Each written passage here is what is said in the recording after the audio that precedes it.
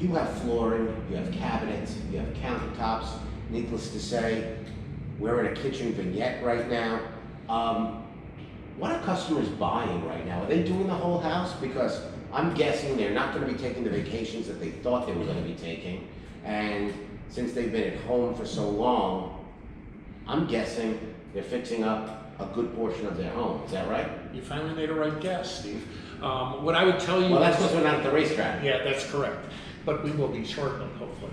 What I can tell you is that since people have been hunkered down in their houses, they've had an opportunity to see everything that's wrong in their houses. And that's really good for business. So we're seeing people doing whole houses. We have more kitchen projects going on right now than we've had in 3 or 4 years. And we have a lot of vinyl. Vinyl is everywhere, but we are running double the number of vinyl crews that we were running from last year. And you're talking the waterproof stuff, right? Yeah, any kind of LVT. And our countertop business is just insane. And most of that is being switched to quartz from natural stone.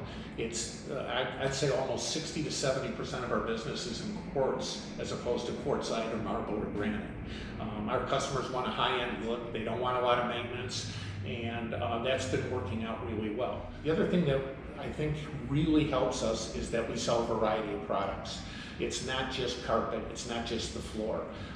We're doing a ton of wall tile, a lot of backsplashes obviously, and then we're also doing window treatments.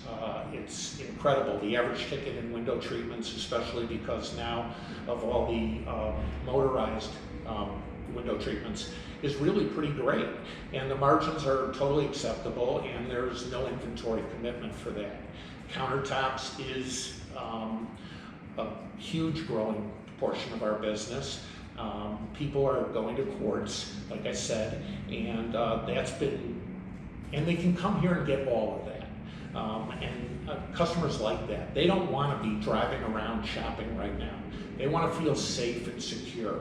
And like I always said, I used to have a competitor named Adventures in Carpet, and they've closed. They've been closed for 15 years, but quite frankly, my customers don't want an adventure.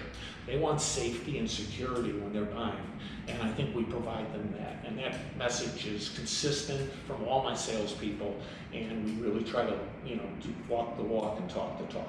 And that's been working out really well. But the bottom line is that because people have been spending more time in their house, they're noticing things that they want done there.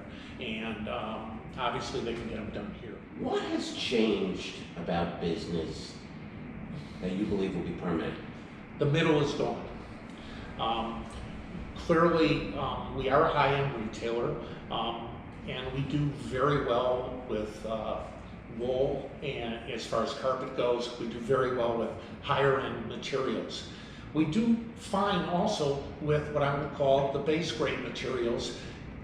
Maybe not base grade for everybody else, but base grade for us, because we do a lot of basements and things like that. There's a lot of flooding in this area. But what I will say is the middle has really been cannibalized. And so the synthetic nylon business that is in the cost of, let's say, $8 to $12 is not as important as it once was. The other thing is we've seen a major shift in below grade to LVT coming from what was inexpensive carpet. This is a high-end area. We're hearing that a lot of people are leaving cities across the country and just migrating to suburbs. Are you hearing that a lot of your customers are coming from the city? Yes. And looking to relocate out? I discussed this with my wife, who was a realtor last night. There are houses that have been on the market for 2 and 3 years that there has been no activity on, that there are now under contract, all of them. It's it's like a migration. And the reality is that we're finding that our customers, a lot of them came from here, they were younger, it was cool to live in the city before you had kids, now they got kids, and the city is not exactly the safest place, especially with the coronavirus and what's going on. People don't want to push elevator buttons, they don't want to be, they want space. And so there has definitely been a major pickup in the real estate market, which is obviously really good for us, because when people move in, they tend to fix them up, and if they haven't fixed them up in a long time, they fix them up to sell them. And so that part of the business has been very strong over the last, I would say, 3 or 4 weeks. You're expecting that to happen all over this country, right? Well, the answer is yes, but having said that, Illinois is fiscally a disaster. And so we are seeing, unfortunately, a lot of people, especially what I will call the older people, the older baby boomers, the silent generation, the older people, move away and not come back. Where they used to be snowbirds and they would split their time, now they're bybirds. They're long gone. If you had some advice for a retailer anywhere in this country to get customers in the store, to preserve their business, say for the rest of the year, what advice would you give them? I think you need to play the local card. We certainly do it. We're really involved in the community, whether it be the Chamber of Commerce or various charitable groups. We do everything, including sponsoring the local farmers market. I think people really are appreciative of that right now, especially in Illinois.